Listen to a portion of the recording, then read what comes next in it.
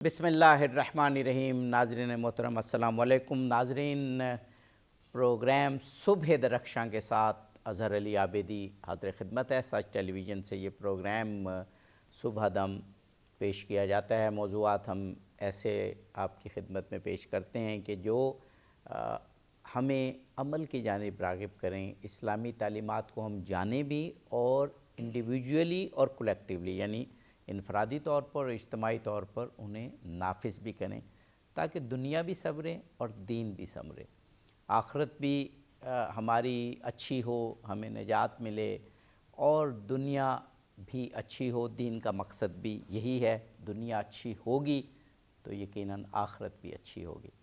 ناظرین، آج کیونکہ یہ دن ایام ماہ شعبان کے آخری ایام چل رہے ہیں، خود ماہ شعبان کے آخری ایام بھی بہت متبرک ہیں، اور ختم مرتبت محمد مصطفیٰ صلی اللہ علیہ وآلہ وسلم سے بہت سی روایات ہیں اس مہینے کے بارے میں، اور اس مہینے کو خداوند ختم مرتبت نے اپنا مہینہ قرار دیا۔ اور اس کے بعد کیونکہ ماہ رمضان کی آمد ہے تو اس کے لیے بھی ہمیں تیار ہونا ہے۔ آج ہم اسی موضوع پر گفتگو کریں گے کہ ماہ شعبان کا آخر کیسے گزارا جائے کہ ہم ماہ مبارک رمضان کے لیے تیار ہوں۔ ہمارے ساتھ جناب پروفیسر ڈاکٹر اسلم خاکی صاحب موجود ہیں۔ آپ علم دین بھی رکھتے ہیں، ماہر قانون بھی ہیں، اور معارف دینی کو بہت خوبصورت سلیس انداز میں ناظرین تک پہنچاتے ہیں۔ ہمارے ساتھ جناب مولانا محمد حسین مبلغی صاحب موجود ہیں۔ آپ ہمارے ملک کے نامور عالم دین ہیں، اور آپ بھی ایک کیونکہ امام جمعہ و جماعت ہیں، عوام سے آپ کا براہ راست رابطہ ہے، بہت سلیس سادہ انداز میں دین کو بیان کرتے ہیں، اور یقیناً ایسے ہی دانشوروں کی آج کل ضرورت ہے۔ دونوں علماء کرام، دونوں اسکالرس کو میں خوش آمدید کہتا ہوں۔ ڈاکٹر صاحب، اسلام اگر دیکھا جائے، اور جب ہم قرآن پاک کو دیکھتے ہیں اور رسول پاک کی احادیث کو، تو خالص ایک تربیتی نظام نظر آتا ہے، یعنی اللہ کی عبادت کیسے کرنی ہے، بندوں سے رابطہ کیسے رکھنا ہے، خالص تربیت مجھے تو نظر آتی ہے، یعنی چھوڑ نہیں دیا گیا کوئی بھی حکم بتا کے، بلکہ اس کو کیسے سر انجام دینا ہے۔ تو پہلے تو یہی تربیتی پہلو کہ ماہ شعبان آتا ہے تو اس کے بارے میں ہمیں بتایا جاتا ہے اسے کیسے گزارنا ہے، ماہ رمضان آتا ہے تو میں پہلا سوال تو میرا آپ دونوں شخصیات سے یہی ہوگا کہ اسلام نے تربیت پر بہت زیادہ زور دیا ہے، اور آج کی دنیا بھی یہی کہتی ہے کہ کیسے ہم نے کسی ٹاسک کو کرنا ہے، اس کی تربیت، اس کی ٹریننگ یہ بہت ضروری ہے۔ تو اسلام تو 1400 سال سے یہی بات کر رہا ہے، فرمائیے گا۔ ہاں جی، بسم اللہ الرحمن الرحیم۔ پہلے تو یہ بات ہمیں ذہن نشین رکھنی چاہیے کہ اسلام جو ہے وہ اللہ کی طرف سے بھیجا ہوا ایک ضابطۂ حیات ہے، ہدایت نامہ ہے، جو حضرت آدم علیہ السلام سے لے کے حضور صلی اللہ علیہ وسلم تک مسلسل جو ہے اللہ کا پیغام مختلف انبیاء نے اپنے حالات اور کانٹیکس میں پہنچایا، حتیٰ کہ حضور صلی اللہ علیہ وسلم خاتم النبی ہونے کے حوالے سے انہوں نے وہ تمام جو ان کے دین کی چیزیں تھیں ان سب کو ایک عالمی سطح پہ گلوبلائزائی کر کے پکایا، کیونکہ دنیا پھیل گئی تھی، اور وہ تمام جو ہے لوگوں کے لیے ہدایت تھے، ان کے بعد کوئی نہیں آنا تھا۔ اور ہر مذہب میں جو دو چیزیں، ایک تعلیم اور ایک تربیت۔ تعلیم تو ہے کہ آپ علم دے دیتے ہیں، انفارمیشن دے دیتے ہیں، بتا دیتے ہیں کہ یہ غلط ہے، یہ صحیح ہے، ٹھیک ہے، جیسے کسی کو بتا دیا۔ تربیت یہ ہے کہ اس صحیح اور غلط کو اپنی عملی زندگی میں لانے کے لیے کیا طریقہ کار ہوگا، کس طریقے سے کرنا ہے۔ تو اس لحاظ سے دیکھیں تو ہم مذہب کو کسی بھی جگہ عبادات اور معاملات میں کرتے ہیں، اور عام طور پر عبادات کو ہم حقوق اللہ کہہ دیتے ہیں، اور جو معاملات ہیں ان کو ہم حقوق العباد کہہ دیتے ہیں۔ ان دونوں کی اپنی اپنی جگہ اہمیت ہے۔ میری تحقیق کے مطابق جو عبادات ہیں وہ دراصل آپ کے معاملات کو سنوارنے کے لیے ایک تربیتی ادارے ہیں۔ واہ واہ واہ۔ اگر آپ نماز ہی دیکھیں تو نماز میں 17 تربیتیں ہیں جس لوگوں نے اس پہ کام کیا ہے۔ سب سے پہلے جی کال پہ آپ نے رسپونڈ کرنا ہے، وقت کی پابندی ہے، انسانی مساوات ہے، فرسٹ کم فرسٹ سرو، اور اس طرح سے پاکیزگی، طہارت، امام کی اتباع وغیرہ، یہ اتنی ہے۔ یہ اصل میں چاہیے کہ ہمیں جب ہم بچوں کو بھی کوئی چیز عبادت کی بتائیں، ویسے وہ جی نماز پڑھو، وہ بچے تھوڑا سا آپ کے پریشر میں یا اس میں پڑھ جائیں گے، لیکن بڑے ہو کے نماز چھوڑ دیں گے۔ یہی وجہ ہے کہ ایون بڑے بڑے مولویوں کے بچے بھی جن نے پوری جو ہے ایک خاص اپنے 20-22 سال تک پورے ماحول میں نمازیں ریگولر پڑھی، وہ جب والدین کا انوائرمنٹ ختم ہو جاتا ہے وہ نماز چھوڑ دیتے، جن میں بھی شامل رہا ہوں ایسی کیٹیگری میں، جی جی کیونکہ ہمیں انٹرنلائز نہیں کیا جاتا۔ تو اگر آپ اس لحاظ سے دیکھیں تو ہم اس میں آپ صرف شاید آج روزے کی بات کریں، اگلے سیگمنٹ میں پھر تفصیلی بات کریں گے اگلے کسی پروگرام میں۔ صوم جو روزہ جو ہے یہ بھی اسی کی تربیتی ایک جو ہے وہ مرحلہ ہے، اسی لیے کہا گیا کتب علیکم الصیام یا ایھا الذین آمنوا کتب علیکم الصیام کما کتب علی الذین من قبلکم، کہ پہلے بھی امتوں پہ ہم نے روزے فرض کیے تھے، اس کو تو ان کی بھی تربیت مقصود تھی۔ یہ کہنا کہ نہیں اللہ تعالیٰ نے ایسے ہی ان پیغمبروں کو، یہ غلط ہے۔ اللہ تعالیٰ نے تمام پیغمبروں کو ان کے حالات اور اس کے ضرورت کے مطابق مکمل شریعتیں دی ہوئی تھی، ٹھیک ہے، لیکن ان کی ضرورتیں محدود تھیں، اور اس طرح سے آپ صلی اللہ علیہ وسلم کے لیے عالمگیری کیونکہ تھی تو اسی لیے بڑا پیغام عالمگیری سطح پہ۔ تو یہ تقویٰ ان کو بھی تربیت کے لیے روزے دیے گئے، کیونکہ جب تک آپ اپنی ضبط نفس نہیں کریں گے، اپنی خواہشات پہ کنٹرول نہیں کریں گے، چاہے وہ کھانے پینے کی ہیں، چاہے وہ آپ کی جسمانی ضرورت کی ہیں، تب تک آپ ڈیولپ نہیں کر سکتے۔ تو اسی لیے پھر کہا گیا لعلکم تتقون، تاکہ تم میں تقویٰ پیدا ہو۔ اب تقوی کے کئی معنی ہیں، تو اس میں عام طور پر ہم یہی کہتے ہیں کہ تاکہ آپ کی کریکٹر بلڈنگ ہو، جس کو ذرا فیس اس میں کہہ دیتے ہیں، تو اس کا مقصد کریکٹر بلڈنگ ہے۔ تو جب بھی ہم روزے رکھیں ہمیں یہی چاہیے کہ ہم دیکھیں کہ کیا ہم وہ کریکٹر بلڈنگ ہم میں آ رہی ہے، جو اسپرٹ ہے، ایک لیٹر آف دا لا جس کو ہم کہتے ہیں، کہ spirit of the law, letter تو پورا کر دیا صبح سے شام تک جو ہوگا۔ اسی لیے حضور صلی اللہ علیہ وسلم نے کہا کہ جنہوں نے وہ تقویٰ اختیار نہیں کیا، ٹھیک ہے، تو اللہ کو جو ہے کوئی ضرورت نہیں ہے کہ وہ ان کو بھوکا پیاسا رکھے۔ مَن لَّمْ يَدَعْ قَوْلَ الزُّورِ وَالْعَمَلَ بِهِ فَلَيْسَ لِلَّهِ حَاجَةٌ أَن يَدَعَ طَعَامَهُ وَشَرَابَهُ۔ اصل ہے کہ وہ لغو چیزوں سے باز آ جانا، قول الزور، جھوٹ، لغو، غیر ضروری جو ہے اور گندی معاشرے میں صحبت میں بیٹھنا، اس سے پاکیزہ کرنا مقصود ہے، ورنہ تو بھوکا پیاسا رہنا ہے، اور وہ اللہ کو مقصود نہیں ہے۔ اسی طریقے سے باقی جگہ بھی کہا گیا، میں روزے کو فوکس کرتے ہوئے یہی کہوں گا کہ روزہ صام اور صوم کا مطلب بھی رک جانا ہے، کنٹرول کرنے کے معنی میں ہے۔ اسی لیے حضور صلی اللہ علیہ وسلم کے پاس ایک شخص ہے، جی میں نے شادی کرنی ہے لیکن میرے پاس ضرورتیں نہیں ہیں شادی کی، مال نہیں ہے اتنا، تو آپ نے کہا کہ فلیصوم، کہ جس کے پاس من لم یستطع فلیصوم، کہ جس کے پاس استطاعت نہ ہو نکاح کی، تو صاف ظاہر ارج تو ہوتی ہے، خواہشات جنسی تو ہیں، تو اسے چاہیے وہ روزہ رکھے۔ تو روزہ آپ کے خواہشات کو کنٹرول کرتا ہے۔ اچھا، روزے میں اور عام حالات میں یہی فرق ہے کہ روزے میں وہ چیزیں بھی آپ کے لیے ممنوع ہو جاتی ہیں، میں حرام تو نہیں کہوں گا، ممنوع ہو جاتی ہے، جو ادروائز آپ کے لیے حلال ہے، آپ جو ہے۔ تو اسی لیے آپ کو یہ ایک تربیت دی گئی ہے کہ جب اللہ کی خاطر آپ حلال سے روک رہے ہیں، تو اللہ کی خاطر پورے 11 مہینے بھی آپ نے واہ، بہت بہت خوب۔ جناب مولانا محمد حسین مبلغی صاحب قبلہ، شعبان کا مہینہ ہے، شعبان کے مہینے میں نے تو ایسی روایات پڑھی کہ رسول اللہ کسی اور مہینے میں اتنے روزے نہیں رکھتے تھے جتنے شعبان میں رکھتے تھے۔ وہ ظاہر ہے واجب تو ماہ رمضان کے روزے ہیں، یہ اس کی تیاری ہوتی تھی ماہ رمضان کی، یا خود شعبان کی بھی اپنی اتنی فضیلت ہے کہ اس کے اپنے روزوں کی بڑی فضیلت ہے؟ اور اب کیونکہ دن تھوڑے رہ گئے ہیں تو میں چاہ رہا ہوں آپ اس حوالے سے بھی۔ جی بسم اللہ الرحمن الرحیم۔ یہ انسان کے لیے سب سے اہم ترین جو ہے نا وہ عبادت، جو سب سے افضل ترین جو کہا گیا ہے، جو خود روزے کے بارے میں کہا گیا، اللہ تعالیٰ کا الصوم لی وانا اجزی بہ یا وانا اجزی بہ، میں روزہ میرے لیے ہے، میں اس کا جزا میں خود دوں گا، یا اجزی بہ یعنی جس نے حقیقی روزہ رکھا میں اس کی جزا بنوں گا، اسے خدا مل جاتے ہیں۔ تو سال میں 2 ہی ایسے چیزیں ہیں، موقع ملتے ہیں جس پر خدا میزبان بنتا ہے، بندہ مہمان بنتا ہے۔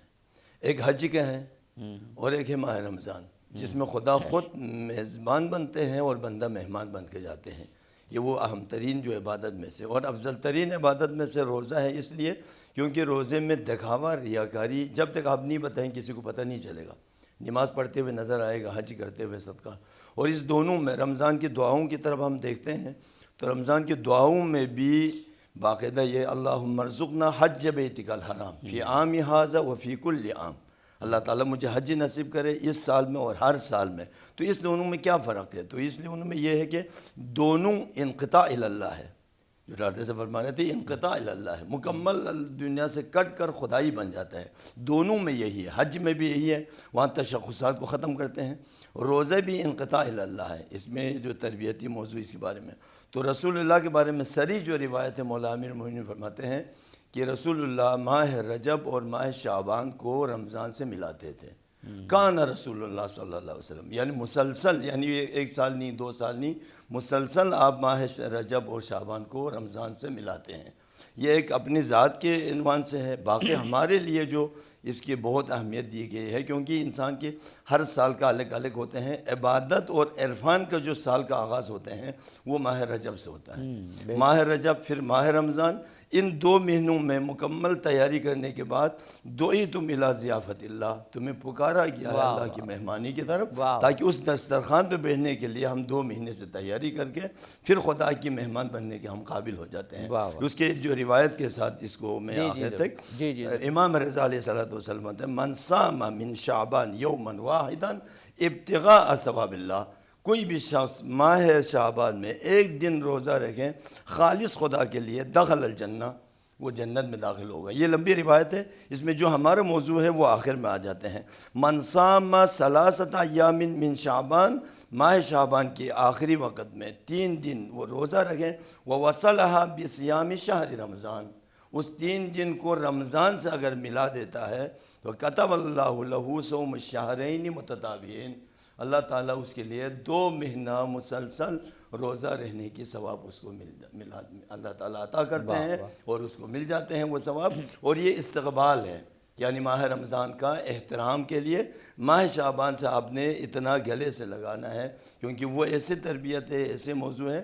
جس رمضان میں روزے میں جب چلے جاتے ہیں، آنچ خوبان ہمہ داران تو تنہا داری، ہر نیکیوں کا مجسمہ ہے، کیوں اس کا ٹائم ٹیبل ہے، اپنی ٹائمنگ کو کیسے میچ کرنا ہے، وقت ہے، سحری الگ ہے، حتیٰ کہ منٹ سیکنڈ تک لوگ گنتے رہتے ہیں. یہ پورا جو ڈاکٹر صاحب فرمایا 11 مہینے کے اوپر اس کا اثرات نظر آ جائے تو رمضان کی قبولیت کی آثار اسی میں آ جاتے ہیں. واہ، سبحان اللہ، سبحان اللہ. ڈاکٹر صاحب،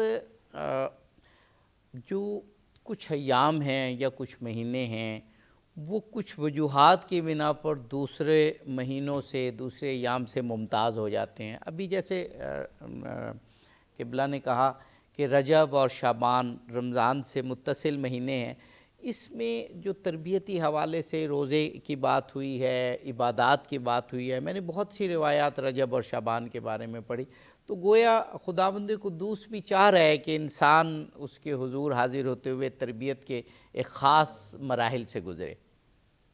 ہاں جی، بالکل آپ نے صحیح فرمایا کہ اللہ تعالیٰ جو ہے وہ انسان کی تربیت جو ہے با مقصد کرتا ہے، اسی لیے اس کی فضیلت ہے. فضیلت برائے فضیلت نہیں ہے، بلکہ فضیلت برائے تربیت ہے. میں اکثر کہتا ہوں کہ جیسے کہ یہاں بھی کہا گیا ہے کہ جی ماہ رمضان میں مسلسل آپ نے 29-30 روزے رکھنے ہوتے ہیں، تو وہ باڈی یکدم تیار نہیں ہوتی کہ آپ پہلے روزے سے ہی، وہ انیزی ہو جاتا ہے. اسی لیے پہلے جو ہے وہ آپ ایک چھوٹی سی پریکٹس کے لیے شعبان میں بڑا یعنی کی پوائنٹ آپ نے بتایا. آپ دیکھیں نا، جیسے آپ نے کرکٹ کھیلنی ہے تو پہلے نیٹ پریکٹس کرتے ہیں تاکہ وارم اپ ہو جائے. یہ نہیں چاہے بڑے سے بڑا جو ہے وہ کیا ہے، رضوان ہے، بابر اعظم ہے، ان کو ڈائریکٹ کہیں جی آج آپ نے میچ کھیلنا ہے اور نیوزی لینڈ کے ساتھ یا انڈیا کے ساتھ، وہ ڈائریکٹ نہیں کھیل سکے گا، چاہے جتنا بھی ہے، انیزی ہوگا، زیادہ سکور نہیں کرے گا. لیکن پہلے ہم نیٹ پریکٹس کراتے ہیں. تو میں یہ سمجھتا ہوں کہ شعبان کے روزے بھی اور اسی طرح اس سے پہلے یہ ایک لحاظ سے آپ کی یعنی کہ نیٹ پریکٹس ہے کہ آپ ذہنی طور پر بھی جسمانی طور پر تیار ہو جائیں، کیونکہ آگے بہت بڑا چیلنج ہے، مسلسل 30 روزے رکھنے ہیں، گرمی ہے، سردی ہے. دوسری بات یہ کہ جو بھی اللہ تعالیٰ نے تربیت کی ہے وہ یا جو بھی مقصد ہے عبادت کا، اس کا مقصد جو ہے وہ بے مقصد نہیں ہے. جیسے نماز کے متعلق کہہ رہے تھے، اسی طرح روزے کے بھی. عام طور پر لوگ میں کئی دفعہ کسی اسٹوڈنٹ سے بھی پوچھتا ہوں کہ جی آپ نماز کیوں پڑھتے ہیں، کہتے جی اس میں جو ہے وہ ثواب ہوتا ہے. میں نے کہا چلو آپ کو تو ثواب ملتا ہے، اللہ کو کیا ملتا ہے، اللہ کیا چاہتا ہے؟ آپ تو ثواب چاہتے ہیں، اللہ آپ سے کیا چاہتا ہے یہ بھی تو سوچے. اللہ یہ تربیت چاہتا ہے، وہی جیسے ہم کو اللہ روزے سے یہی تربیت چاہتے ہیں ہم سے. ہمارے ہاں یہ ہے. اچھا ڈاکٹر صاحب، ہمیں ایک بریک لینی ہے. بریک کے بعد بہت ہی اہم موضوع ہے کہ ماہ مبارک رمضان اور یہ جو شعبان کے آخری ایام ہیں، ان کو ہم کس طرح گزاریں کہ واقعی وہ چیز حاصل کریں جو اللہ ہم سے چاہتا ہے، اور یہ بات مان لینی چاہیے کہ اللہ جو ہم سے چاہتا ہے وہی ہمارے فائدے میں ہے، دین و دنیا دونوں حوالوں سے۔ ناظرین ہمارے ساتھ رہیے، جلد ہی واپس مقدم کرتے ہیں ماہ شعبان کی فضیلت، ماہ شعبان کے روزے، پھر آنے والے ماہ مبارک رمضان کے روزے، ان کی فضیلت، ان کی اہمیت، اور ماہ مبارک رمضان میں داخل ہونے کے لیے شعبان کو کیسے گزارا جائے، اس پر گفتگو ہو رہی ہے۔ ہمارے ساتھ جناب ڈاکٹر اسلم خاکی صاحب موجود ہیں، جناب مولانا محمد حسین مبلغی صاحب موجود ہیں۔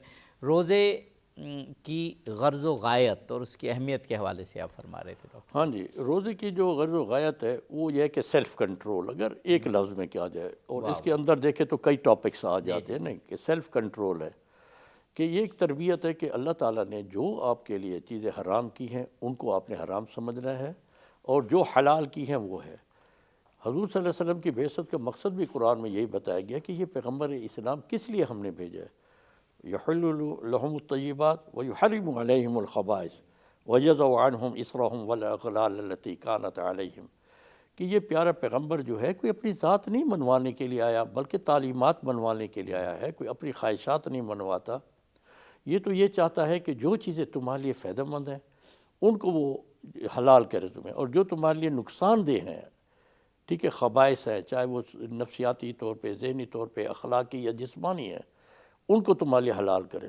اسی لیے ریسرچ میں یہ کہا گیا ہے، اور ایون غیر مسلموں نے بھی جو ریسرچ کی ہے اس میں بھی یہ ثابت ہوا ہے کہ جو چیزیں اللہ نے، حضور صلی اللہ علیہ وسلم نے حلال کی ہیں ان میں کوئی بیماری نہیں ہے، کوئی خباثت نہیں ہے، جب تک کوئی اپنی کوئی خباثت کسی فزیکلی نہ ہو عام آدمی کے لیے، اور جو چیزیں انہوں نے یعنی کہ حرام کی ہیں ان میں کوئی فائدہ نہیں ہے۔ جیسے قرآن نے شراب کے متعلق بھی، جوا کے متعلق بھی کہا کہ رجس من عمل الشیطان، یہ رجس ہے، یعنی کہ ان میں نوئسنس ہے، جسمانی، ذہنی، اخلاقی طور پہ۔ تو ایک تو یہ سب سے بڑی بات ہے، وہ یاد ہم نے رکھنی ہے۔ اور دوسری بات یہ کہا کہ روزے کو کے متعلق کہا گیا الصوم جنہ، روزہ ڈھال ہے، کیونکہ شیطان ہم پہ حملہ کر رہا ہوتا ہے، نفس امارہ جس کو کہتے ہیں نا، وہ آپ کے اندر موجود ہوتا ہے۔ ہر وقت آپ کے سامنے کوئی بھی سچویشن ہوتی ہے تو وہ کہتے ہیں یار یہ کھا لو، یہ رشوت لے لو، یہ مال کسی کا دبا لو، یہ آپ کو ایک ملا ہوا ہے تو آپ اپنے تعلق کو ایکسپلائٹ کر لو۔ تو یہ اگر ڈھال نہ ہو تو جو آپ پہ حملہ کرتا ہے وہ آپ کو زخمی کر دے گا۔ لیکن ڈھال کا مطلب یہ کہ اس وقت آپ نے اللہ کا خوف جو ہے وہ سامنے رکھنا، اتقوا اللہ جس کو کہتے ہیں کہ اللہ کا خوف رکھو دل میں، کہ اللہ کو میں نے جواب دہی کا خوف ہے، ورنہ یہ نہیں ہے کہ اللہ کا آپ سوچ کے کانپنا شروع کر دیں، اللہ ہو کہ وہ کرے۔ یہ ہے کہ اللہ کا کیا حکم ہے، میں نے اللہ کے سامنے جواب دے ہونا ہے۔ تو یہ جو جواب دہی کا جو ہے نا خوف یا تصور جو ہے، یہ جو ہے اللہ کا تقویٰ ہے، اتقوا اللہ جس کو کہا گیا، واتقوا اللہ، اور وہی روزے کا مقصد، وہی روزے کا مقصد ہے کہ اللہ کے سامنے جواب دہی ہو۔ تو یہ تربیت پھر آپ کے 11 مہینے چلنی ہے۔ تو تربیتی لحاظ سے بھی اور صوم کے لحاظ سے، اور اسی لیے حضور صلی اللہ علیہ وسلم نے فرمایا من قام رمضان یا رمضان ایمانا و احتسابا، ٹھیک ہے، غفر لہ ما تقدم، کہ جس نے بھی، دیکھیں قام کہا گیا، صرف سامہ نہیں، قائم ہوتا ہے کسی کو اس کی اسپرٹ کے مطابق قائم کرنا۔ جیسے اقیم الصلاۃ ہے، اقامت صلاۃ اور ادائے صلاۃ میں فرق ہے۔ ادائے صلاۃ تو فزیکل جو آپ کرتے ہیں، اقامت ہوتی ہے کہ آپ اس نظام کو، اس تربیت کو اپنی عملی زندگی میں لائیں۔ تو اسی طرح کہ جس نے رمضان میں اپنے ان کی اسپرٹ کے ساتھ یہ ہے، اور ایمان کی حالت میں، اور احتساب، اکاؤنٹیبلٹی، اپنی یہی جو کہنا اکاؤنٹیبلٹی کرتا رہتا ہے، اور لیلۃ القدر میں جو ہے وہ اخیر پہ اکاؤنٹیبلٹی بیٹھ کے رات کو کرتا ہے۔ لیلۃ القدر کی فضیلت کیوں ہے؟ ہم ویسے تو ہے لیکن ہم سوچیں کیوں ہے؟ اس لیے کہ پورے سال کا اس دن بیٹھ کے آپ اپنا انٹرنل آڈٹ کرتے ہیں کہ میں نے کیا کیا، کیا غلط کیا، آئندہ میں نے کیا کرنا ہے۔ اگر آپ نے یہ نہیں کیا، صرف عبادتیں کی، تو آپ نے ضائع کی لیلۃ القدر کو۔ لیلۃ القدر اسی لیے الف شہر سے اچھی کہی گئی ہے کہ انٹرنل آڈٹ ہوتا ہے، اور وہی پھر آپ کے محکمے کو آگے چلاتا ہے، کہاں غلطیاں ہوئیں اسی طریقے سے۔ لیکن لیلۃ القدر میں غور و فکر کی، غور و فکر ہے، علمی سارے وہی افلا یتدبرون القرآن۔ تو اس میں آخری پوائنٹ یہ ہے کہ ابھی اس ایک لوگوں نے بعض کا کچھ روایتوں میں بڑھا بھی دیا کہ جو پہلے گناہ ہیں وہ بھی معاف ہو جائیں گے، اور بعض نے کہا وہ ما تاخر، کہ آخری آنے والے بھی، اس پہ سائن آف انٹروگیشن ہے کہ نہیں، کیونکہ توبہ ہوتی ہوئی ہے جس سے آپ باز آ جائے، اگلے پچھلے گناہ معاف نہیں ہو سکتے. جیسے لوگوں نے صلاۃ تسبیح کے متعلق بھی کہا ہوا ہے جو کہ غلط ہے. یہی چیز بگاڑ پیدا کر رہی ہے مسلمانوں میں کہ اگلے پچھلے گناہ معاف ہو جائیں گے، چھوٹے بڑے دانستہ نادانستہ. کوئی خدا کا خوف کرے. یہ قرآن سے، عقل سے اور اسپرٹ آف اسلام سے ٹکرا رہی ہے اور اس سے لوگوں کی تربیت خراب ہو گئی. تو ماہ رمضان میں آپ کو یہ ہونا چاہیے کہ آپ آڈٹ کریں، اپنا احتساب کریں، آئندہ کے پچھلے گناہ معاف ہو جائیں گے. اور وہ معاف ہوں گے جو حقوق اللہ والے ہیں، عبادات معاملات والے نہیں. یہ نہیں کہ میرا حق آپ نے مارا ہوا ہے، پیسے نہیں دیے، وہ معاف نہیں ہوتے یا مجھ سے. اسی لیے ہم کہتے ہیں عبادات میں جو ہے وہ معافی ہوتی ہے، معاملات میں تلافی ہوتی ہے. تو کسی نے یہ کہا تھا کہ جی یہ بالکل ایسے کہ لوگ بات تو حق تو بندے کا مارتے، معافی اللہ سے مانگ رہے ہوتے ہیں. تو انہوں نے کہا، میں نے کہا تھا اس کا الٹ یہ بھی ہے، یہ بالکل اسی طرح ہے جیسے کوئی بندہ اللہ کا حق مارے، یعنی نماز روزہ نہ پڑھے اور جا کے بندوں سے معافی مانگتے رہے، جی آپ مجھے معاف کر دیں میں نے نماز نہیں پڑھی تھی. بے شک، بڑا صحیح، بہت صحیح اگزامپل دی جناب مولانا محمد حسین مبلغی صاحب. شعبان کے جو اب کچھ روز رہتے ہیں تو ہمیں کچھ بتائیے کہ ان کو کیسے گزارا جائے تاکہ ماہ مبارک رمضان کی فضیلتوں کو ہم حاصل کر سکیں. اور اس میں جو روزے کی اہمیت ہے وہ شاید اسی لیے بیان کی گئی ہے کہ ماہ رمضان کے لیے تیاری ماہ شعبان میں ہی شروع کر دیں. ہم نے اپنے کچھ پروگرامز میں پہلے بھی یہ عرض کیا کہ شعبان کی ایک فضیلت ہمیں یہ نظر آتی ہے کہ اسے رسول اللہ نے اپنا مہینہ قرار دیا، اور پھر ماہ رمضان کو ایک روایت کے مطابق اللہ کا مہینہ، ایک اور روایت کے مطابق امت کا مہینہ قرار دیا. تو یہ باقی ایام کس طریقے سے گزاریں کہ ماہ رمضان کا استقبال ہم صحیح طور کر پائیں؟ جی، ہم ہر چیز کی آمد کے لیے ہر چیز کے انتظار میں ہوتے ہیں. تو انتظار کا مفہوم بھی یہی ہوتے ہیں کہ انسان کم از کم 90% کام 90% خود کرنا ہوتا ہے، 10% جو آگے آ کے اس میں کرنا ہوتا ہے. جی، انتظار کا مفہوم یہی ہے. انتظار، آپ مجلس کا انتظار کرتے ہیں تو مطلب یہ ہے کہ آپ نے سارے انتظام کر کے مولوی کے انتظار ہوتے ہیں، پھر مجلس شروع کر دیں یہاں سے. تو اسی طرح سے رمضان کی آمد ہے، اسی لیے جتنا وہ آنے والے چیز کو دیکھا جاتا ہے، اس کی اسی اہمیت کو دیکھا جاتا ہے، اسی حساب سے ہم نے یہاں سے تیاری کرنا ہوتا ہے. ابھی 15 شعبان گزری ہے، ہم نے امام مہدی علیہ السلام کے حوالے سے گزاری. تو آپ کی اس بات سے تو پھر یہ اندازہ ہو رہا ہے کہ ان کا بھی انتظار ہے امام مہدی علیہ السلام کا. تو آپ کہہ رہے ہیں 90% کام ہم نے خود کرنا ہے، ہم نے خود کرنا ہوتا ہے. تو پھر وہ آئیں گے تو پھر باقی کام جی آگے آنے کو. تو اس انتظار کے لیے تو آنے والے اس چیز کو دیکھنا ہوتا ہے. جیسے ابھی آپ نے فرمایا امام کے لیے، تو وہ جو امام آئے گا تو کیا ہوگا؟ عدل کی حکومت، انصاف کی حکومت. تو آنے والی اتنے بڑی شخصیت ہے، اس کے لیے ہم نے انتظار بھی کتنے اپنے آپ کو. تو رمضان بھی ایسا ہے جس میں بے اختیار جو کام ہوتے ہیں، نومکم فیہ عبادہ وانفاسکم فیہ تسبیح. یہ ایسے زمان و مکان کے اثرات اتنے ہیں، اس زمان کی اتنے اثرات ہیں جس میں آپ سو بھی جاتے ہیں تو وہ عبادت میں شمار ہوتے ہیں. تو اس کے لیے انسان پہلے سے اپنے ظرف کو پاک کریں. تزکیات، تربیت ان سے پہلے ہیں، وہاں پر تزکیہ پہلے کریں، پاک پہلے کریں، تاکہ وہ جو آئے گا اس میں پاک جو ظرف کے اندر بیٹھ جاتے ہیں. تو اس لیے ماہ رجب سے جب شروع ہو جاتے ہیں، جو کہا گیا ہے انا مدینۃ العلم وعلی بابھا، تو یہ علی کا مہینہ کہا گیا ہے. پھر شعبان آتے ہیں، نبی کے مہینہ ہے. اور اس کے بعد جب خدا تک جاتے ہیں تو آگے خدا کی مہمانی پہ، تو اس ذات کی مہمانی پہ انسان جب بیٹھنے کے لیے تو اپنے آپ کو ابھی سے تزکیہ ہے. اسی لیے روزے کے فلسفے کے بارے میں جو کہا لعلکم تتقون، تقوی یہ ہے کہ انسان جو ہے نا یہ روایات، آیات وغیرہ مطالعہ کر کے جو حاصل کرتے ہیں وہ نہیں ہے حقیقت میں. تقوی یعنی مطلب یہ ہے اس کے اندر سے وہ ملکہ حاصل ہو جائے، وہ صفت، وہ حالت اس کے اندر آ جائے کہ اندر سے اس کو ریموٹ کنٹرول کی طرف، اس کی آنکھ پر کنٹرول کر، اس کے ہاتھ پر کنٹرول کر لیں. بڑا آپ نے خوبصورت بات کی. اور میں نے مطہری کی ایک کتاب تقوی کے حوالے سے، اس میں بھی یہی پڑھا کہ تقوی دراصل ایک قوت کا نام ہے جو انسان کو کچھ کرنے پر کیا کہنا چاہیے تشویق دیتی ہے اور کچھ نہ کرنے پر روکتی ہے. یہ تقوی دراصل ایک طاقت، ایک ملکہ ہے. وہ ملکہ صفت ہے، اس کے اندر جب حاصل ہو جاتے ہیں تو ملکہ وہ، تو اس کے اندر سے خود بخود جو ہے نا وہ، اس لیے وہ نیت کے بارے میں جو کہا جاتا ہے، مثلا ہر چیز کی جو نیت ہے، نیت کے بھی یہی ہوتے ہیں. یعنی نیت، ابھی آپ وضو کر رہے ہیں، کوئی آپ سے پوچھتے ہیں کیا کر رہے ہیں، کہ میں وضو کر رہا ہوں. وہ حالت ہے، وہ کیفیت ہے، اسی لیے زبان سے لانے کی ضرورت نہیں ہے. تو روزہ بھی اس کا بہترین مصادر میں سے آ جاتے ہیں. تو اس کے لیے تیاری کرنے کے لیے اپنے آپ کو شعبان سے تیار کرنا ہوتا ہے. ابھی آپ ڈاکٹر سے فرما رہے تھے پریکٹس کرنا ہے, ابھی سے اپنے آپ کو اس تیار. اسی لیے کہا گیا ہے کم از کم تم 3 دن استقبال رمضان کے لیے آخری شعبان میں کم از کم 3 دن تو روزہ رکھیں.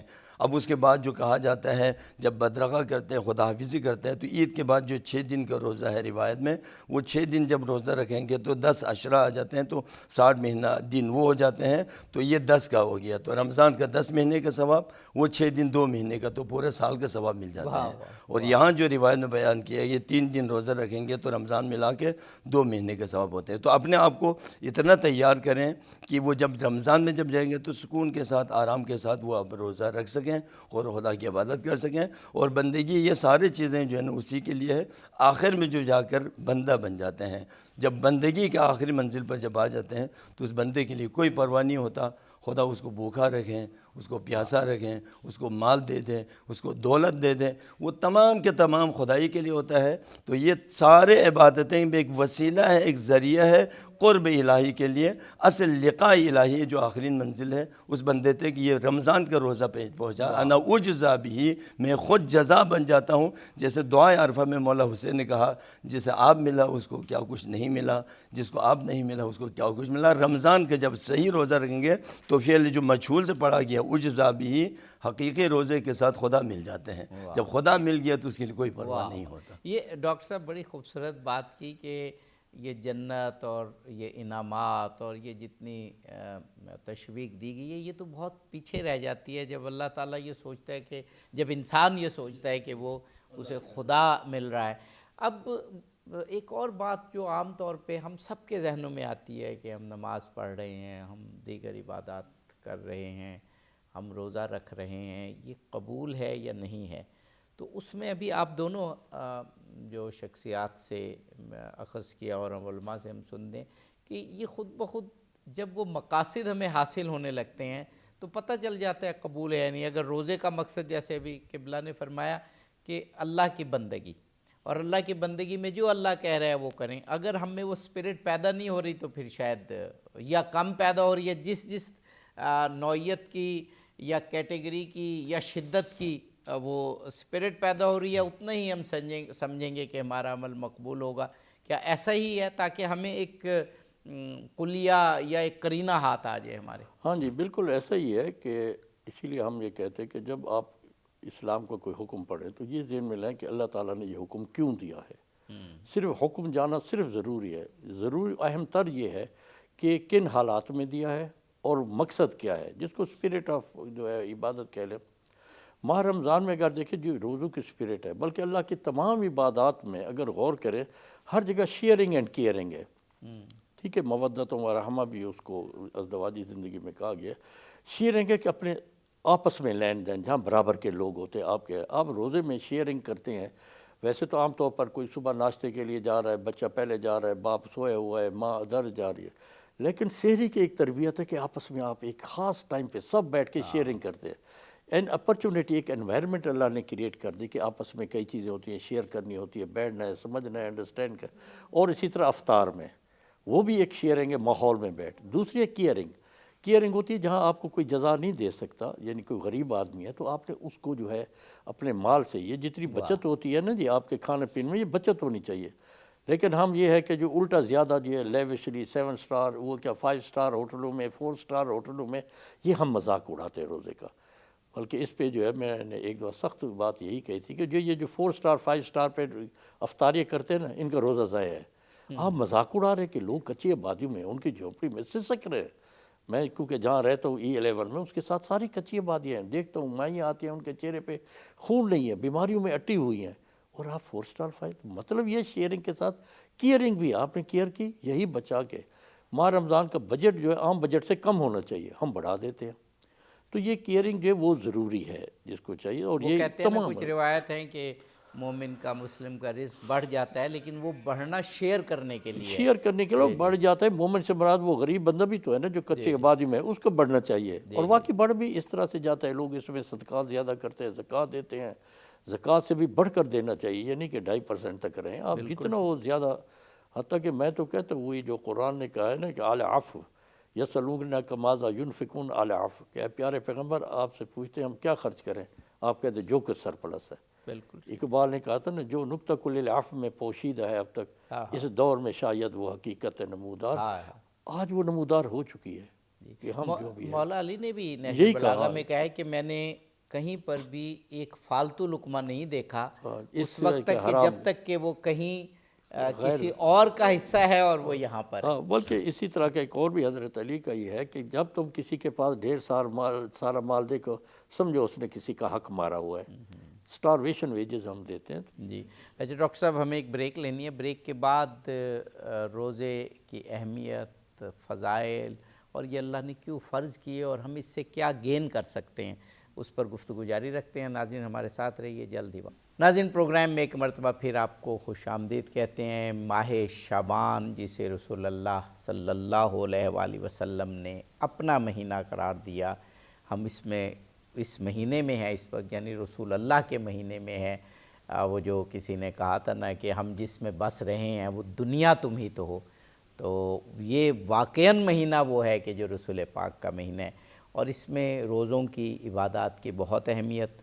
ایک تو خود اس مہینے کی اہمیت اور فضیلت، اور پھر ماہ مبارک رمضان کا گویا یہ ایک دروازہ ہے کہ اس دروازے کے ذریعے ہم ماہ مبارک رمضان میں داخل ہو رہے ہیں۔ ہمارے ساتھ جناب پروفیسر ڈاکٹر اسلم خاکی صاحب موجود ہیں، ہمارے ملک کے بہت معروف دانشور ہیں، ماہر قانون ہیں، شریعہ لاء کو سمجھتے ہیں، پڑھاتے ہیں۔ ہمارے ساتھ جناب مولانا محمد حسین مبلغی صاحب موجود ہیں، امام جمعہ و جماعت ہیں، اور دینی معارف کو نہ صرف سمجھتے ہیں بلکہ عوام کی سطح پر آ کر اس کو سمجھانا جانتے ہیں۔ جناب ڈاکٹر اسلم خاکی صاحب، مجھے ویسے خیال آیا ابھی جب یہ میں نے چند لفظ بولے، مولانا ظفر علی خان کا شعر ہے نا یہ، وہ کہ ہم جس میں بس رہے ہیں وہ دنیا تم ہی تو ہو، تو یہ تو ہم، کیونکہ یہ ایک متفقہ حدیث ہے تمام مکاتب فکر میں کہ رسول اللہ نے فرمایا شعبان میرا مہینہ ہے۔ تو اگر ہمیں یہ احساس ہو جائے، بات روزے کی فضیلت کی ہو رہی ہے اور اس سے ریلیٹڈ تربیت کی، تو صرف یہی احساس ہمارے لیے کافی ہے کہ خود ہم روزے بھی تشویق سے رکھیں اور خود اس مہینے کے تقدس کو بھی سمجھتے ہوئے وہ اعمال بجا لائیں جو رسول اللہ ہم سے چاہتے ہیں۔ بالکل، اسی میں دیکھیں نا کہ اسلام جو ہے اپنی ان عبادات، خاص طور پر روزے کے حوالے سے، چاہے وہ نفلی ہیں یا واجب روزے ہیں، ایک ماحول کریٹ کرتا ہے، ٹھیک ہے، کیونکہ جب تک آپ ایک ماحول میں نہیں آئیں گے نا، تب تک جو ہے وہ آپ اس کے لیے ذہنی طور پر یا وہ مقاصد حاصل نہیں ہوں گے۔ تو روزہ بھی ایک ماحول کریٹ کرتا ہے، جیسے ابھی بھی ہم پہلے بات کر رہے تھے، تو اس میں یہی ہے کہ جی، کیونکہ بیسیکلی تو یہ ہے کہ آپ نے نفس امارہ کو کنٹرول میں رکھنا ہے، ٹھیک ہے، وہ جیسے حضور صلی اللہ علیہ وسلم نے بھی فرمایا کہ ماہ رمضان میں شیطان کو بند کر دیا جاتا ہے۔ تو اس سے مراد یہ نہیں ہے کہ آپ گناہ کر ہی نہیں سکتے، کرتے ہیں۔ وہی غالب صاحب کے پاس ایک بندہ گیا ماہ رمضان میں، تو وہ سنا ہے ایسے جھوٹ گردن دروغ برگردن راوی کے تحت، تو وہ شراب پی رہے تھے، تو انہوں نے کہا جی یہ تو ماہ رمضان ہے، اس میں تو شیطان بند ہوتا ہے، تو یہ کیسے شراب پی رہے ہیں؟ ان کا یہی تو وہ کمرہ ہے جس میں شیطان بند ہے۔ تو اس کا مطلب یہ ہے کہنے کا کہ یہ شیطان بند ہونے کا مطلب ہے کہ اللہ تعالیٰ آپ کو ایک ایسے انوائرمنٹ دیتا ہے جہاں آپ شیطان کو بند کر سکتے ہیں، یعنی اس سے محفوظ رہ سکتے ہیں۔ نیت آپ نے کرنی، یہ نہیں ہے کہ آپ نہ روزے رکھیں نہ شب، بہت کم ہو جاتے ہاں، ہیں آپ اور کوئی شخص نیکیوں جو کے ہے ذرائع بڑھ جاتے، ایک انوائرمنٹ آتی ہے نا، جیسے ہم نے کہا آپ اکٹھے روزے رکھتے ہیں، پھر نمازوں کا زیادہ اہتمام ہوتا ہے، کئی بے نماز لوگ جو ہے وہ ماہ رمضان میں رمضان کی پابندی کرتے ہیں۔ تو اس طرح شیئرنگ اور کیئرنگ میں جا کے آپ اس کی فضیلت سے جو ہے وہ نوازے جاتے ہیں، اور یہ اسی میں ہی ہے کہ آپ نے شعبان کے روزے رکھے لوگوں کی توجہ کے لیے اور اس فضیلت کے لیے، اسی لیے اس کو اپنی فضیلت قرار دیا، کیونکہ لوگ دونوں طرح سے دیکھنا چاہتے ہیں ہمیشہ ہم کہ اس میں فضیلت کتنی ہے، یا ہمارے جو آئیڈیلز ہیں، رول ماڈل ہیں، انہوں نے اس بارے میں کیا کیا۔ تو کیونکہ قرآن بھی کہتا ہے لَقَدْ كَانَ لَكُمْ فِي رَسُولِ اللَّهِ أُسْوَةٌ حَسَنَةٌ، کہ یہ بیسٹ رول ماڈل ہیں۔ تو ہم وہ کام کرنے کو آسان سمجھتے ہیں، زیادہ مائل ہوتے ہیں جس میں ہمارے رول ماڈل نے جو کام کیا ہو۔ حضور صلی اللہ علیہ وسلم کی تو شخصیت اعلیٰ ترین ہے۔ عام بھی حالات میں آپ دیکھیں بچے جو ہے، یہ نوجوان لوگ جو ہے، کوئی کسی نے کرکٹ کا آئیڈیل بنایا ہوا ہے، کسی نے کسی ماڈل کو بنایا ہوا ہے، تو ان کی کوئی بھی بات ہو، چاہے لائف سٹائل ہے، چاہے وہ کپڑوں کا سٹائل ہے، چاہے جو، وہ فوراً فالو کرتے ہیں۔ تو اسی لیے مسلمانوں کو یہ ترغیب دی گئی کہ دیکھو آپ صلی اللہ علیہ وسلم نے کہ دیکھو میں بھی یہ روزہ شعبان کے رکھ رہا ہوں، اور اس کا مقصد بھی پھر ہے، اسپرٹ بھی وہی ہے جیسے ہم نے کہا کہ یہ پریپریشن ہے آپ کی باڈی کے لیے، کہ آپ ایسا ایسا پریپیئر ہو جائے ان فضیلتوں کے لیے بھی اور اس تربیت کے لیے جو اس سے بڑی تربیت آ رہی ہے، باڈی اور روح دونوں کے لیے دونوں کی تربیت ہے، اخلاقی بھی، روحانی بھی اور یہ جسمانی بھی۔ اسی طرح بعد کے روزے بھی، کیونکہ یکدم آپ کسی پریکٹس جو ہے وہ کر رہے ہیں تو تھوڑی سی ایکسرسائز کی ضرورت ہوتی ہے کہ کیا وہ اثرات ہم کیری آن کر رہے ہیں یا بند کر دیا۔ یہ بہت اچھی ٹپس آپ نے دیں پہلے اور بعد کے روزوں کے بارے میں۔ جناب مولانا محمد حسین مبلغی صاحب، دو اعمال ہیں وہ اکثر ہم نے دیکھا علماء اور جو تربیتی حوالے سے ماہ رمضان سے واقعاً فائدہ اٹھانا چاہتے ہیں وہ کرتے ہیں۔ ایک تو مناجات شعبانیہ، یہ تقریباً تمام ائمہ اثنا عشر نے مناجات شعبانیہ کو پڑھا، اس میں معارف ہیں۔ اور ایک دوسری چیز جو صحیفہ کاملہ میں استقبال ماہ رمضان کی دعا ہے، نارملی تو وہ کہا گیا کہ آپ ماہ رمضان کی پہلی شب میں پڑھیں، لیکن میں نے دیکھا کہ بعض اوقات رہ بھی جاتی ہے، اور بعض اوقات یہ ہے کہ اس میں معارف ایسے ہیں کہ اگر ہم کچھ دن پہلے بھی اس کا ترجمہ پڑھ لیں، اور اس طرح مناجات شعبانیہ جو روزانہ پڑھی جاتی ہے اس کا بھی ترجمہ پڑھ رہے ہیں، تو ہمیں ماہ مبارک رمضان کی اہمیت کا اور اس کو ہمیں کیسے گزارنا ہے اور شعبان کے آخری ایام کیسے گزارنے وہ معلوم ہو جائے گا۔ تو میں سمجھتا ہوں کہ مناجات شعبانیہ کی تلاوت اور اس کا ترجمہ اور استقبال کی جو دعا ہے وہ ہمیں چند دن پہلے ہی استقبال والی دعا پڑھ لینی چاہیے یا شروع کرنی چاہیے۔ جی، اسی میں رمضان کی جو دعا ہیں، مثلا خدا حافظی کی جو دعا ہے وداع ماہ رمضان کی، امام سجاد کی، اسی طرح سے استقبال ماہ رمضان کی، اس طرح سے یہ جو ثواب وغیرہ جو بیان کیا گیا ہے، فلاں عمل کرے گا اتنا ثواب ملے گا، فلاں عبادت کرے تو اتنا ثواب ملے گا، اس کا بھی مقدمہ یہی ہے کہ یہ پڑھ کے اس ثواب کے لالچ میں بھی کم از کم انسان اس طرف چلے جائیں، تاکہ اصل چیز وہ تربیت ہے، وہ چیز ہے جس کی طرف ہم نے جانا ہوتا ہے، اسی سے انسان کی بدن پر، انسان کی زندگی پر جو اثر ہوتا ہے۔ جیسے ماہ رمضان کی اس کی بہت سے ایسے فلسفے ہیں، اس میں سے بہترین جو قرآن نے بیان کیا ہے تقویٰ ہے، اس کے علاوہ معاشرے کے اندر جب غریب غربا کی جو بھوک اور پیاس جو ہے نا وہ ہے، ایک صوموا تصحوا، روزہ رکھو تاکہ تم صحیح سلامت رہو گے، تصحوا کہا گیا ہے۔ تو اس طرح سے تو اس لیے یہ تمام دعائیں جو پہلے استقبال کے لیے کہا جاتا ہے وہ عریضہ ہے، وہ باتیں ہیں جو انسان کو تیار کرتے ہیں، اس طرف جانے کے لیے تیار ہوتے ہیں۔ تو امام نے بھی ہمیں بہت سے ایسے خواہشات ہیں، ہم دنیا بھی چاہتے ہیں اور آخرت بھی چاہتے ہیں، زندگی بھی چاہتے ہیں اور آخرت کی، وہ دونوں چاہتے ہیں۔ تو اسی لیے امام سجاد علیہ السلام نے 1400 سال پہلے تمہارا مدعا کو خدا کے سامنے کیسے پیش کرنا ہے، تو ان کی ہم عریضہ لکھنا ہر ایک کو آتے ہیں، جو مثلا کوئی درخواست کورٹ میں جاتے ہیں، یا ڈاکٹر صاحب بیٹا ہوا ہے ان کو پتہ ہے، کیونکہ ہم ڈبل LLB فلان بھی ہو، لیکن جب تک عرض نویس کے پاس جا کے جب تک نہیں لکھیں گے، وہ الفاظ استعمال نہیں کریں گے، اس وقت تک وہ کورٹ میں وہ اپنے کیس میں جیتا نہیں ہے۔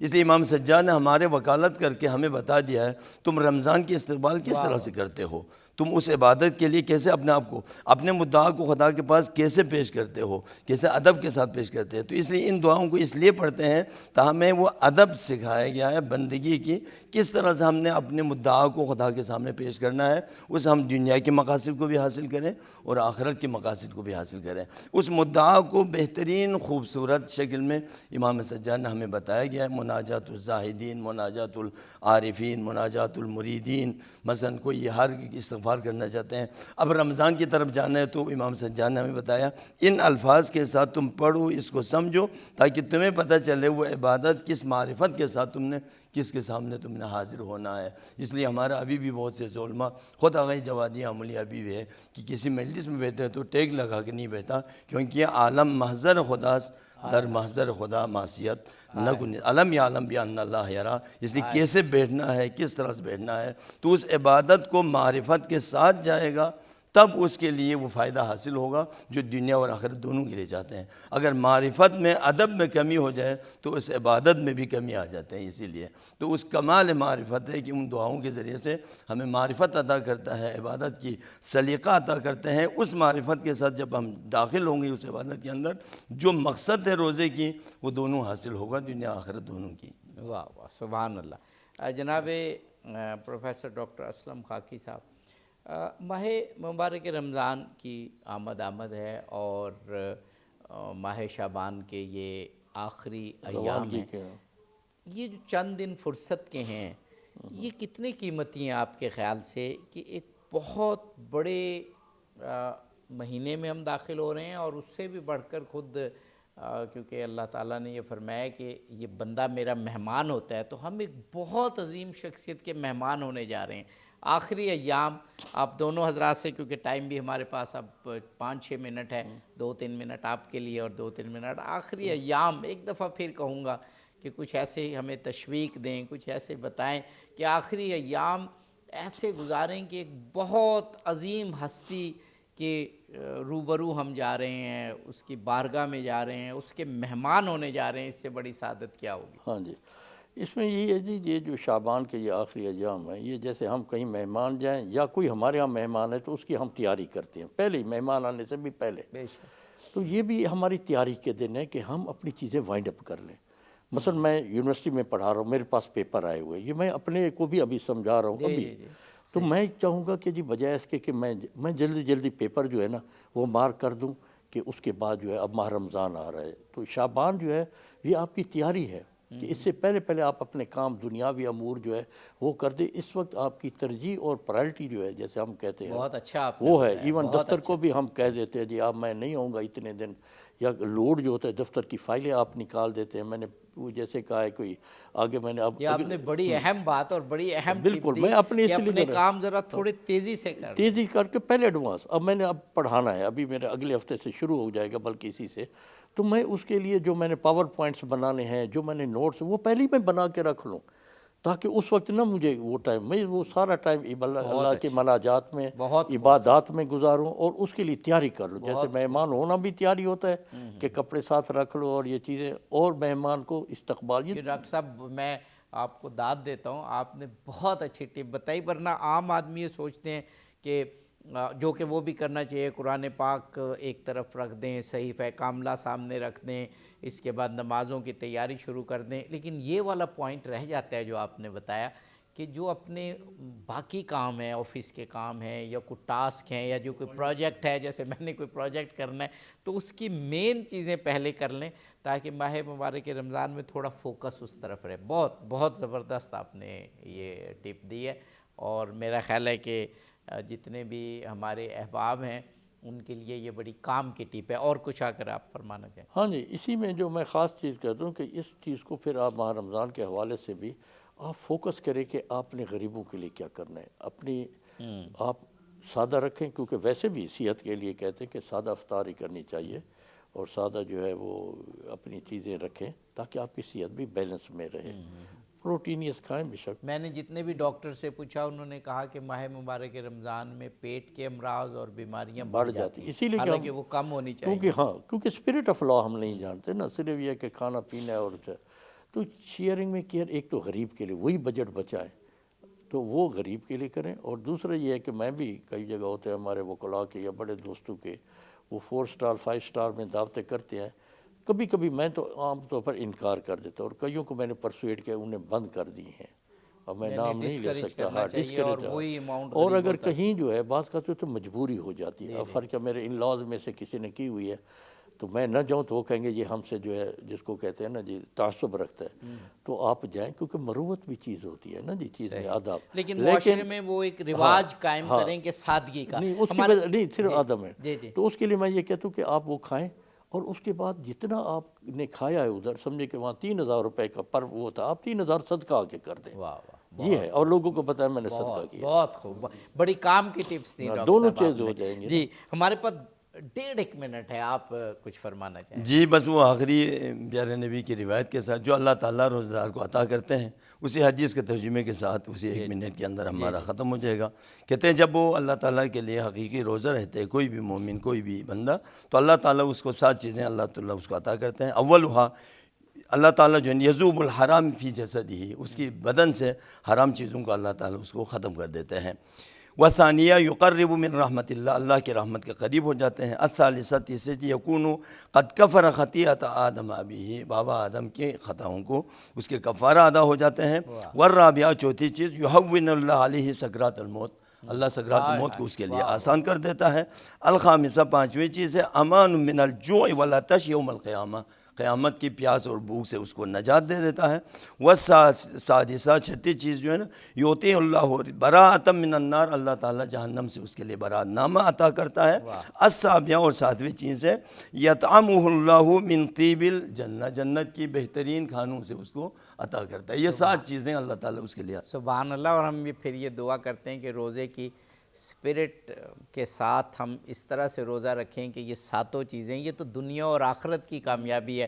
آپ نے لکھا کہ جسم اس کا جو ہے وہ گویا جی پاک ہو جاتا ہے، اور جسم پاک ہو تو پھر نہ صرف روحانی طور پہ پاک ہوتا ہے بلکہ جسمانی بیماریوں سے بھی یقیناً جی واہ واہ۔ تو میں پروفیسر ڈاکٹر اسلم خاکی صاحب آپ کا، جناب مولانا محمد حسین مبلغی صاحب آپ کا بے حد شکریہ ادا کرتا ہوں۔ آپ نے ماہ مبارک رمضان کے استقبال کے لیے اور ماہ شعبان کے آخری ایام کے لیے ایک بہترین لاہے عمل ہمیں دیا۔ میں تو ناظرین سے کہوں گا کہ نیٹ پہ یہ پروگرام ہمارے موجود ہوتے ہیں، اس پروگرام کو ہم ایک مرتبہ پھر دیکھیں، نوٹس لے لیں، اور یہ آخری ایام اور ماہ رمضان اسی طرح گزاریں، کیونکہ جو کچھ پروفیسر صاحب نے، مولانا صاحب نے فرمایا وہ معرف دینی ہے، معرف قرآن ہے، معرف رسول اللہ صلی اللہ علیہ وآلہ وسلم ہے۔ اس پروگرام سے اظہر علی عابدی کو اجازت دیجیے، فی امان اللہ۔